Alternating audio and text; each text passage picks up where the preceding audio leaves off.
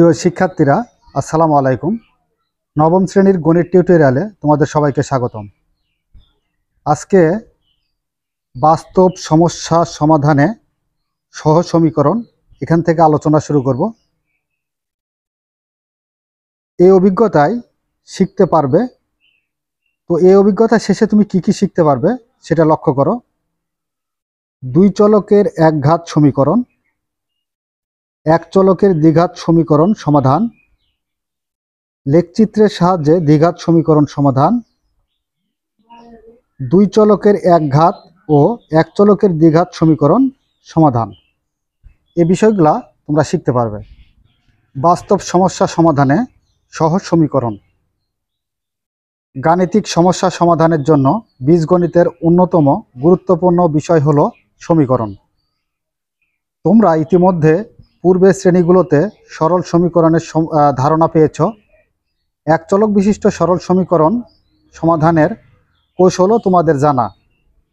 তাছাড়া দৈনন্দিন জীবনে যে নানাবিধ বাস্তব ভিত্তিক সমস্যা তোমাকে মোকাবেলা করতে হয় তারও কিছু কিছু সরল সমীকরণ গঠন করে সমাধান করতে পারো, তাই না?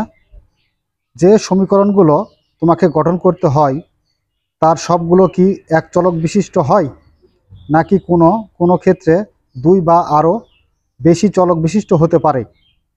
এসো আমরা কিছু বাস্তব সমস্যা সমাধানের মাধ্যমে বিষয়টি বোঝার চেষ্টা করি।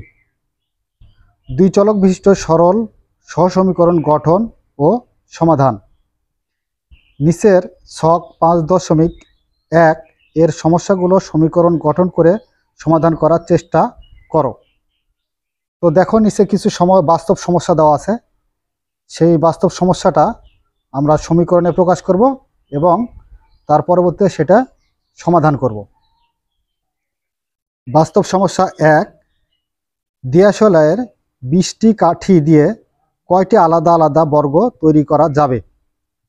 তো এখানে দেখো, একটা দিয়াশলাইয়ের যদি কাঠি কয়টা আছে, 20টা। এই 20টা কাঠি দিয়ে কয়টা আলাদা আলাদা বর্গ তৈরি করা যাবে?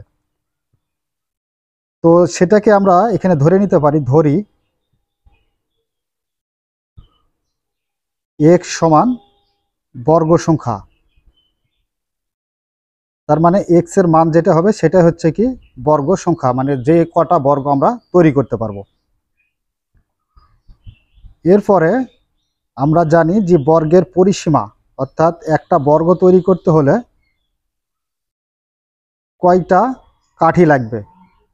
আমরা স্বাভাবিকভাবে জানি কি, যে দেখো একটা বর্গের কিন্তু 4টা বাহু থাকে। তার মানে কি একটা বর্গ তৈরি করতে হলে আমাদের 4টা কাঠি লাগবে। 4টা কাঠি মিলে একটা বর্গ পাবো। তার মানে বর্গের পরিসীমা কি 4, আর এর সাথে আমরা বাহুর সংখ্যাটা কি করব, গুণ করব। তার মানে এখানে x, 4x। এখানে আমরা সমীকরণটা পেয়ে যাই 4x সমান হচ্ছে কত, এই যে 20।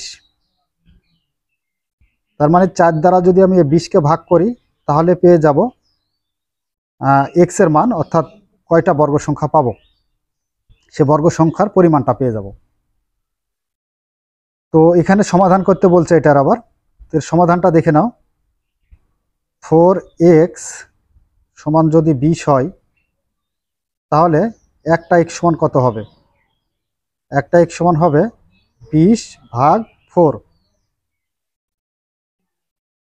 অতএব x সমান আমরা পেয়ে যাব কত, 4 দ্বারা 20কে ভাগ করলে 4 × 5 = 20, তার মানে 5টি। তার মানে কয়টা লাগবে? 5টি লাগবে। আর এটাই হচ্ছে এর সমাধান বা অ্যান্সার। এরপরে 2 নাম্বার সমস্যাতে কি বলছে লক্ষ্য করো। লিলি ও তার ভাইয়ের বয়সের অনুপাত 3:4। দুইজনের মোট বয়স 21 বছর হলে লিলির বয়স কত? তার মানে এখানে লিলির বয়সের অনুপাত হচ্ছে 3 এবং তার ছোট ভাইয়ের বয়সের অনুপাত হচ্ছে কত, 4। তো এখানে বলা হয়েছে যে দুইজনের বয়স, অর্থাৎ লিলি এবং তার ভাইয়ের বয়স যদি যোগ করি তাহলে পাবো কত, 21 বছর। তো এটাকে আমরা প্রথমত সমাধান মানে সমীকরণে প্রকাশ করব। তো সমীকরণে প্রকাশ করতে হলে আমরা এখানে ধরে নিতে পারি যে, ধরি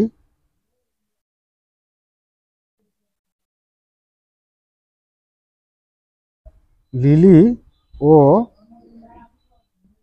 তার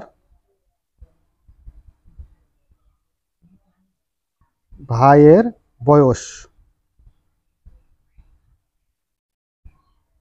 লিলির বয়স হচ্ছে 3x আর তার ভাইয়ের বয়স হচ্ছে কত? 4x। এই যে অনুপাত যে দেওয়া আছে 3 লিলির আর তার ভাইয়ের হচ্ছে 4, তার মানে 3x আর 4x। তো এই দুটা যোগ করলে আমরা সমীকরণ পেয়ে যাব, মানে 21 বছর পাবো। তাহলে অতএব 3x প্লাস 4x সমান হচ্ছে কত? 21। মানে দুইজনের বয়সের সমষ্টি হচ্ছে কত? 21 বছর। এ গেল আমাদের সমীকরণ। এখন এই সমীকরণটাকে কি করতে হবে? সমাধান করতে হবে। এখানে 3x প্লাস 4x সমান হচ্ছে 21, বা 3x আর 4x যোগ করলে পাবো কত? 7x। 7x সমান 21, বা x সমান তাহলে কত পাবো? এখানে 21 ভাগ হচ্ছে কত? এই 7। তাহলে আমরা পাবো 3 7 21, মানে 3। তাহলে এখানে x এর মানটা আমরা কত পেলাম? x এর মান পেলাম 3। এখন এখানে বলা হয়েছে কি লিলির বয়স কত? প্রশ্ন করা হয়েছে লিলির বয়স কত। তো লিলির বয়সের অনুপাতটা ছিল কত? 3x। আর এটা ধরেছিলাম আমরা কত? লিলির বয়সের ধরেছিলাম 3x। তার মানে কি অতএব লিলির বয়স সমান 3x। 3 ইন্টু x এর মান কত বের হলো? 3। তাহলে 3 তিরিকে 9 বছর। এটাই হচ্ছে অ্যান্সার মূলত 2 নাম্বার সমাধানের। তো এর পরবর্তীতে 3 নাম্বার যেই সমীকরণটি দেওয়া আছে সেটাতে কি বলা আছে লক্ষ্য রাখো।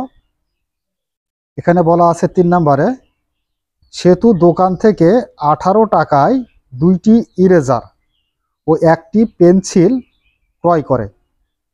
কোনটির মূল্য কত দোকানদার তাকে বলেনি। তোমরা বলো তো কোনটির মূল্য কত হতে পারে। তার মানে এখানে টোটাল হচ্ছে 18 টাকা দিয়ে সেতু কি করছে? 2টা ইরেজার এবং 1টি পেন্সিল ক্রয় করেছে। তাহলে এখানে ইরেজার আর পেন্সিলের মূল্য আমাদের ধরে নিতে হবে। তো ধরি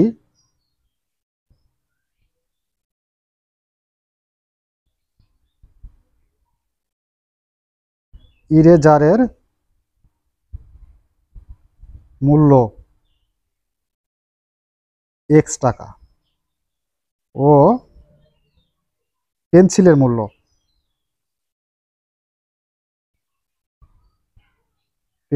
মূল্য y টাকা। তাহলে এখন কি করতে হবে? সমীকরণ গঠন করতে হবে। এখানে কয়টা ইরেজার কিনছে? 2টা ইরেজার। তার মানে কি ইরেজারের মূল্য কয় টাকা? x টাকা। তাহলে 2টা ইরেজার মানে 2x, এবং 1টি পেন্সিল, তার মানে পেন্সিল কয়টা? 1টা। তাহলে এখানে 1 একটা জিনিস, অর্থাৎ 2টা ইরেজার এবং 1টা পেন্সিল মিলে সে দোকানদারকে দিয়েছে কয় টাকা? 18 টাকা। এই যে 18 টাকা দিয়েছে।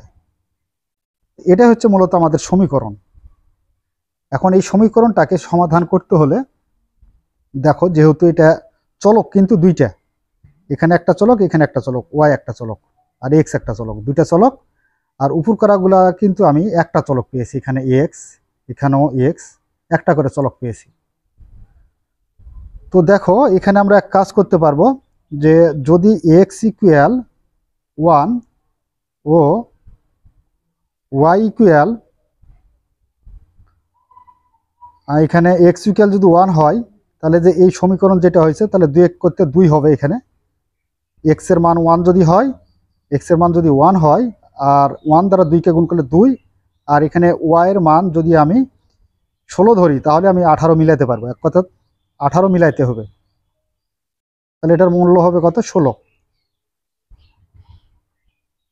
তো সমান এটা হলে পরে আমরা কিভাবে এর সমাধানটা করতে পারি? দেখো, এর সমাধানটা এইভাবে নিয়ে আসতে পারি, যে এখানে কত আছে 2x, তার মানে 2 গুণ x এর মান হচ্ছে 1 প্লাস 16, যোগ করলে আমরা পেয়ে যাব 2 1 কে 2 আর 16 যোগ করলে কত পাবো 18 পাবো। এ হচ্ছে 18। এরপরে x ইকুয়াল যদি 2 হয়, 2 ও y ইকুয়াল তাহলে কত পাবো? তো এখানে আমরা দেখো আগে এর মানটা বসিয়ে নিই, হলে এখানে লিখতে পারি।